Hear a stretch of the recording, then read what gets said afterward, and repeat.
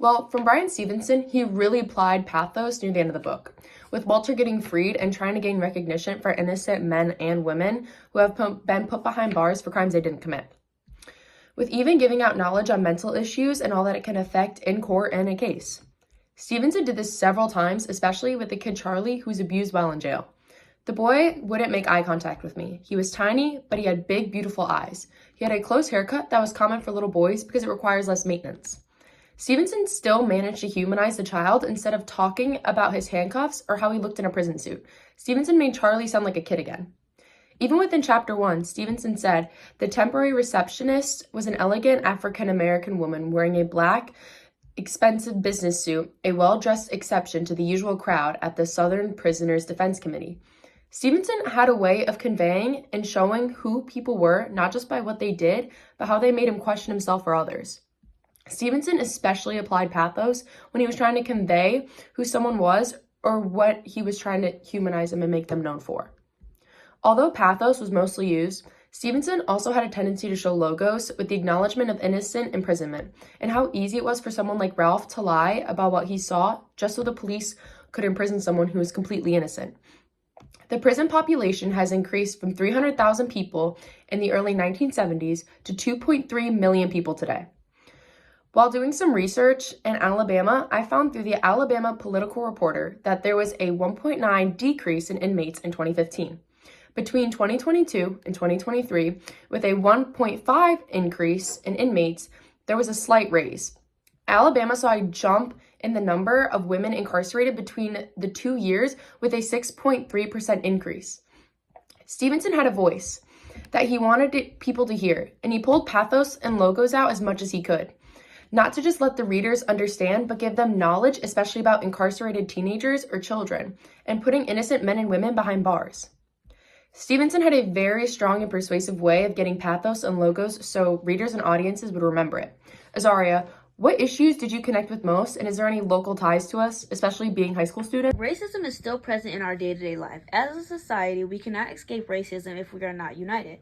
Anti-racism means actively choosing to be anti-racist. Then we become actively conscious about race and racism and take actions to end racial inequalities in our daily lives.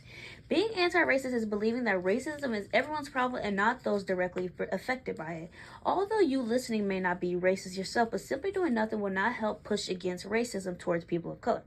And in 2021, President Biden signed an executive order to advance diversity, equity, inclusion, and accessibility. This executive order demonstrates that the United States is strongest when the nation's public servants reflect the full diversity of the American people. However, on January 20th, that order was quickly abolished by Trump. His first day of office, he caused an uproar. Trump's order inaccurately describes DEIA as radical, illegal, and immoral discrimination, according to Boykin. What is immortal is the many companies that immediately backed out of DEI initiatives. A widely known company, Walmart, announced it would not renew a 5-year, $100 million commitment to its Center for Racial Equity. A multinational company no longer supporting the equity raises serious questions, does it not? As more institutions abandon DEI, we must consider the impact of equal opportunities.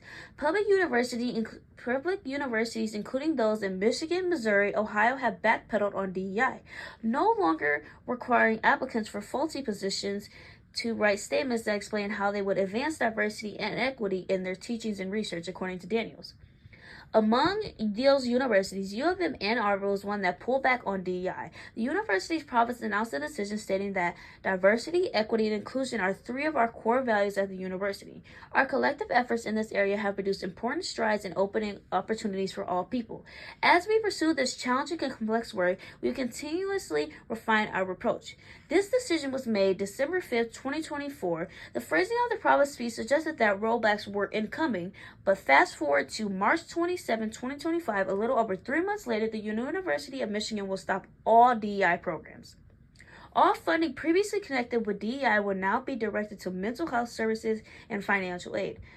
These decisions have not been made lightly. We recognize the changes are significant and will be challenging for many of us, reads a joint statement from President Santa J. Ono and other university leaders. But let's be real, who would these challenges affect the most?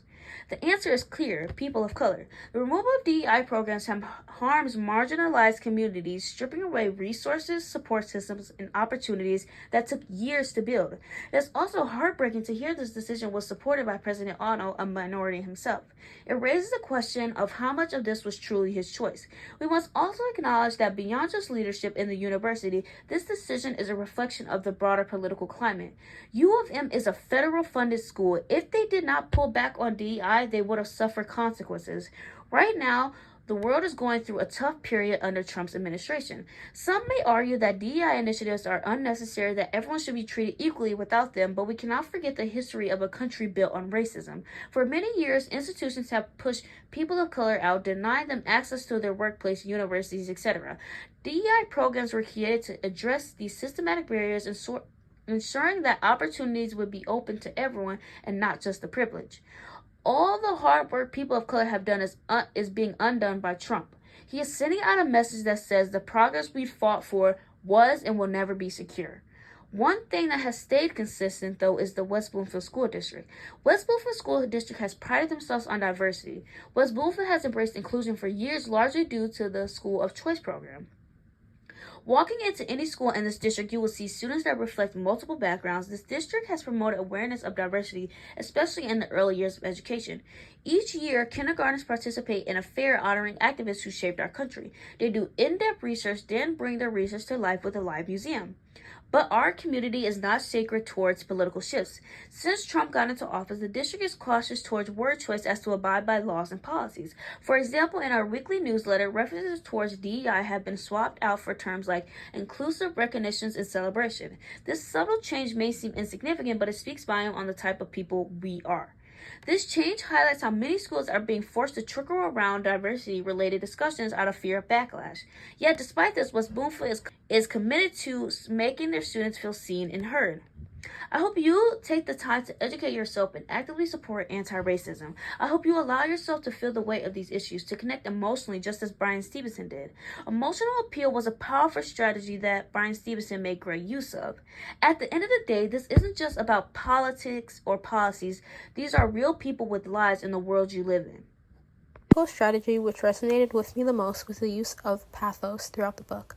More specifically, the comparison of prisoners versus the crime they had or had not committed. Upon meeting nearly all the prisoners, Stevenson himself was shocked by the fact that they were kind, gentle, caring, and very grateful for all the assistance he provided before it was even given. This specifically resonated with me due to the fact it allowed me to understand our similarities.